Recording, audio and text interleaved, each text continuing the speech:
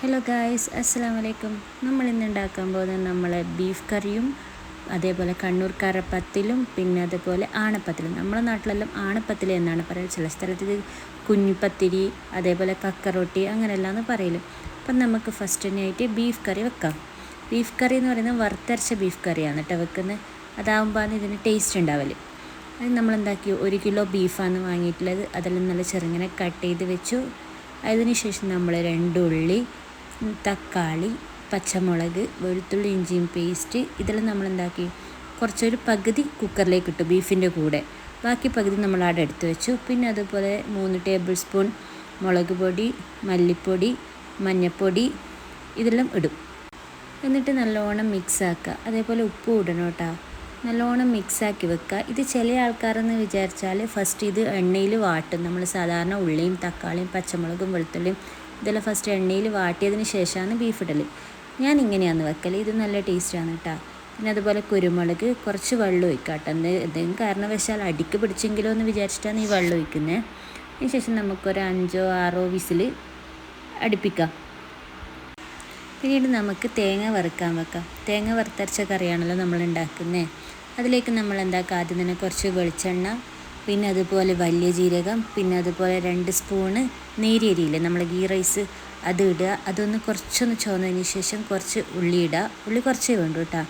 ഇത് എല്ലാം കൂടെ നല്ലോണം മിക്സാക്കി ഇളക്കി കുറച്ചൊന്ന് ബ്രൗൺ കളർ വരണം. അതിനുശേഷം പിന്നെ നമ്മൾ തേങ്ങ ചിരകിയതും കൂടി ഇട്ടു. അത് നന്നായിട്ട് ഇളക്കുക. ഇതേപോലെ ഗോൾഡൻ കളർ ആവണം. ഓവർ ഗോൾഡൻ ആവണ്ട, ഇത്ര പോലെ ഗോൾഡൻ ആയാൽ മതി കേട്ടോ കളറ്. പിന്നെ നമുക്ക് എന്താക്കാം, ബീഫ് കറി വെക്കാൻ വേണ്ടിയിട്ട് ഇനി അടുത്ത് നമ്മൾ കുറച്ച് സംഭവങ്ങളെല്ലാം ബാക്കി വെച്ചിരുന്ന് പറഞ്ഞിട്ട് ഇനി അതെല്ലാം ബാക്കിയില്ല. ഉള്ളി ആദ്യം വെളിച്ചെണ്ണ ഒഴിക്കുക, പിന്നെ ഉള്ളി ഇടുക, പിന്നെ നമ്മൾ തക്കാളി ഇടുക, പിന്നെ അതേപോലെ ബാക്കി വെച്ച വെളുത്തുള്ളി ഇഞ്ചി പേസ്റ്റ് അതെല്ലാം ഇട്ട് നല്ലോണം വഴറ്റുക. ഇനിയിപ്പം നമ്മൾ മുളക് കറിയാണ് ഉണ്ടാക്കുന്നതെങ്കിൽ നമുക്ക് ഇപ്പം നമ്മൾ കുക്കറിൽ അടിപ്പിച്ചിട്ടില്ലേ, അത് അങ്ങനെ തന്നെ നമ്മളൊന്നും കൂടെ ഒന്ന് കുറച്ച് നല്ല തിക്ക് ഗ്രേവി ആക്കിയിട്ട് എടുത്താലും മതി കേട്ടോ. ഇത് നമ്മൾ വറുത്തരക്കുന്നത് കൊണ്ട് ഒരു നല്ല ടേസ്റ്റിന് വേണ്ടിയിട്ടാണ് കുറച്ച് ഫ്രൈ ആക്കിയിട്ട് ഈ മസാല എടുക്കുന്നത്, അതേപോലെ നമ്മൾ കുക്കറിലേക്ക് ഇടുന്നതും. പിന്നെ നമ്മൾ അതേപോലെ തന്നെ ഈ മസാലയിലേക്ക് നമ്മൾ മുളകും മല്ലിയും മഞ്ഞളും എല്ലാം ഇട്ടിട്ട് ഒന്നും കൂടെ അതൊന്ന് ചൂട് കയറ്റുന്നുണ്ട് കേട്ടോ. പിന്നെ അതിനുശേഷം നമ്മൾ കുക്കറിലെ വെന്ത ഇറച്ചി ഉണ്ടാവില്ലേ, അത് ഇതിലേക്ക് തട്ടി നല്ലോണം ഇളക്കി. ഇത് നല്ല തിക്ക് ഗ്രേവിയായി. ഇനി അത് നമുക്ക് വിചാരിച്ചാൽ ആ തിക്ക് ഗ്രേവി ഇല്ലേ, ഇനി പത്തലിനെല്ലാം കൂട്ടാൻ നല്ല ടേസ്റ്റ് ഉണ്ടാകും. അതേപോലെ നെയ്പത്തലിനാണെങ്കിൽ അടിപൊളിയായിരിക്കും. പിന്നെ നമ്മൾ തേങ്ങാപ്പാലെടുത്തു. അതിൽ 2ാം പാലാണ് ഇപ്പോൾ ആ ഇറച്ചിയിലേക്ക് ഒഴിച്ചത്.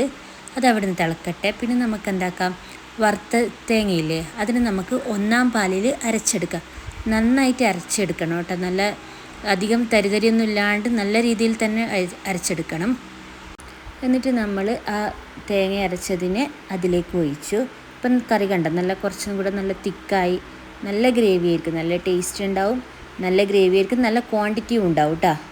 അങ്ങനെ അതൊരു 10-15 മിനിറ്റ് തിളച്ചോട്ടെ. തിളച്ചിട്ട് നമ്മൾ ഉപ്പോ എന്തെങ്കിലും വേണമെങ്കിൽ പിന്നെ ഇട്ട് കൊടുക്കുക. എല്ലാം മസാല എല്ലാം ഓക്കെ ആണെങ്കിൽ ഞാൻ അതേപോലെ കുറച്ച് ഗരം മസാല പൊടിയും കൂടി ഇട്ടിട്ടുണ്ട് കേട്ടോ. ആ ഒരു നല്ലൊരു ഫ്ലേവർ വേണ്ടേ.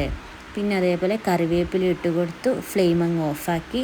അങ്ങനെ നമ്മളെ ബീഫ് വറുത്തരച്ച നാടൻ കറി റെഡിയായി.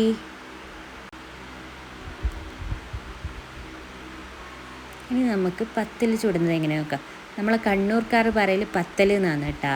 മറ്റുള്ളിടത്തെല്ലാം കുറച്ച് നൈസ് പത്തിരി അങ്ങനെയല്ലാന്ന് പറയൽ. നൈസ് പത്തിരി ഇതിനേക്കാളും കനം കുറഞ്ഞതായിരിക്കും. നമ്മളത് കുറച്ചൊരു കട്ടിയുണ്ടാവും കേട്ടോ. പിന്നെ എന്ന് വിചാരിച്ചാൽ അരിപ്പൊടിനെ കൊണ്ടാണ് ചുടുന്നത്. ഈ അരിപ്പൊടി നമുക്ക് നല്ല സോഫ്റ്റ് പത്തിലും അങ്ങനെയെല്ലാം ആയിരിക്കും ഉണ്ടാവൽ. ഇനി അഥവാ നമുക്ക് ഈ ഗ്രൈൻഡറിൽ അരച്ച പോലത്തെ പത്തിൽ വേണമെങ്കിൽ ഈ അരിപ്പൊടിനെ നമ്മൾ കുഴച്ചിട്ട് കുറച്ച് കൂടുതൽ വെള്ളമാക്കിയിട്ട് കുഴക്കുക. എന്നിട്ട് നമ്മൾ ഈ പത്തിലിൻ്റെ തവയില്ലേ അതിലിട്ടിട്ട് നല്ലോണം ഒന്ന് ചെറുങ്ങനെ വാട്ടി കൊടുക്കുക. അപ്പം നമ്മൾ ഗ്രൈൻഡറിലിട്ട് അരച്ച പോലത്തെ പത്തിലായിരിക്കും നമുക്ക് കിട്ടൽ കേട്ടോ. അപ്പം അങ്ങനെ അത് റെഡിയായി. ഇനി നമുക്ക് കുഞ്ഞിപ്പത്തിരി ഇല്ലെങ്കിൽ ആണപ്പത്തിരി ഇത് നമുക്ക് സെറ്റാക്കാം.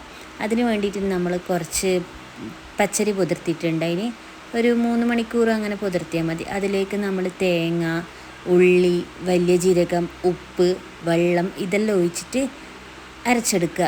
കുറച്ച് നല്ലോണം അരഞ്ഞോട്ടെ, കുഴപ്പമൊന്നുമില്ല. അതിലേക്ക് നമ്മൾ ഈ പത്തലിൻ്റെ പൊടിയില്ലേ, പത്തലിൻ്റെ പൊടിയിട്ട് നല്ലോണം മിക്സാക്കുക. ഈ ആണപ്പത്തിലിൽ ഇഷ്ടമല്ലാത്തവർ ഒരാളും ഉണ്ടാവില്ല. എൻ്റെ മക്കൾക്കെല്ലാം ഭയങ്കര ഇഷ്ടമാണ്. ഇതെന്ന് വിചാരിച്ചാൽ അവരുണ്ടാക്കാനും ഹെൽപ്പ് ചെയ്യും കേട്ടോ. എന്നാൽ ഞാൻ ആകെ ഫസ്റ്റത്തെ ട്രിപ്പ് മാത്രമേ ഞാൻ ഉണ്ടാക്കിയിട്ടുള്ളൂ. മറ്റേ ട്രിപ്പ് എന്ന് പറയുന്നത് എൻ്റെ മക്കളാണ് എനിക്ക് ഉണ്ടാക്കി തന്നിട്ടുണ്ടായിട്ട് കേട്ടോ. അവർക്ക് ഭയങ്കര ഇഷ്ടമാണ് ഇതിങ്ങനെ ഉണ്ടയാക്കി അതിനിങ്ങനെ നടുക്കൊരു കുത്ത് കൊടുത്ത് അങ്ങനെ നമ്മളത് ആവിച്ചെമ്പിൽ വെച്ച് വെന്ത് കഴിഞ്ഞിരിക്കുന്നു. ഇനി നമുക്ക് എന്താക്കാം, ഒരു പാനിൽ നമ്മൾ ഈ കറിയില്ലേ, ബീഫിൻ്റെ കറി ഒഴിക്കുക. എന്നിട്ട് അതിലേക്ക് നമ്മൾ നമ്മളെ ആണപ്പത്തിലില്ലേ അത് അതിലേക്ക് ഇട്ട് കൊടുക്കുക. നല്ലോണം മിക്സ് ആക്കുക. നിങ്ങൾ വിചാരിക്കുന്നുണ്ടാവുമല്ലേ ഇത് എല്ലാവർക്കും അറിയുന്നതല്ലേ, ഇതിനെ കൊണ്ടെല്ലാം എന്താ കാര്യം. എന്നാലും പറയാൻ പറ്റില്ല, ചിലപ്പം ആർക്കെങ്കിലും അറിയാത്തവരുണ്ടെങ്കിലും എൻ്റെ ഈ ഒരു വീഡിയോ കണ്ടിട്ട് അവർക്ക് ഉണ്ടാക്കാൻ പറ്റണ്ടേ, അതിന് വേണ്ടിയിട്ടാണ് കേട്ടോ ഇത്രയും ഡീറ്റെയിൽ ആയിട്ട് പറയുന്നത്. നമ്മൾ ഏതെങ്കിലും സ്റ്റെപ്പ് ഉണ്ടാക്കുമ്പോൾ വിട്ടുപോയി കഴിഞ്ഞാൽ ഇത് ആദ്യമായിട്ട് ഉണ്ടാക്കുന്ന ഒരാൾ എൻ്റെ ഇത് നോക്കിയിട്ട് ഉണ്ടാക്കുമ്പം അപ്പോൾ അവർ വിചാരിക്കില്ല, പക്ഷേ എന്താ ഇതിങ്ങനെ ആയിപ്പോയി, ഇതെന്ത് ഇത്ര ടേസ്റ്റ് ഇല്ലാണ്ടായിപ്പോയി എന്ന് വിചാരിക്കൂലേ. അപ്പം നമ്മൾ കറക്റ്റ് പറഞ്ഞു തന്നാൽ എന്തുണ്ട്, അവർക്ക് ഉണ്ടാക്കുന്നവർക്ക് നല്ല വൃത്തിയായിട്ട് ഉണ്ടാക്കുക, നല്ല ടേസ്റ്റ് ആയിട്ട് നമുക്ക് കിട്ടുന്ന അതേ ടേസ്റ്റ് ആയിട്ട് തന്നെ ഉണ്ടാക്കുക. അപ്പോൾ ഇത് നമ്മൾ ആണപ്പത്തിൽ ഇങ്ങനെ തിളച്ചുകൊണ്ടേ ഇരിക്കുന്നുണ്ട്. അത് ആ കറിയിൽ കുറച്ച് സമയം കിടന്ന് വേവണം, എന്നാലേ ആ പത്തിലിനൊരു നല്ല ടേസ്റ്റ് ഉണ്ടാവുള്ളൂ കേട്ടോ. അതേപോലെ നമുക്ക് ഇതിലേക്ക് എന്താക്കാം, നമ്മൾ കുറച്ച് ഗരം മസാല ഇട്ട് കൊടുത്തിട്ടുണ്ട്. അതേപോലെ കുറച്ച് മല്ലിച്ചപ്പ് ചെറുങ്ങനെ മുറിച്ചിട്ട് ഇട്ട് കൊടുത്താൽ വാവ് ഫാൻറ്റാസ്റ്റിക് ആവും. അങ്ങനെ ഇത് നമ്മൾ കുഞ്ഞിപ്പത്തിരി റെഡി ആയിട്ടുണ്ട്. ഓക്കെ, ഇഷ്ടപ്പെട്ടാൽ എല്ലാവരും ലൈക്ക് ചെയ്യുക, ഷെയർ ചെയ്യുക, സബ്സ്ക്രൈബ് ചെയ്യുക. അപ്പോൾ ഓക്കെ, ഇൻഷാ അല്ലാഹ് അടുത്ത വീഡിയോ ആയിട്ട് ഉടനെ വരാം.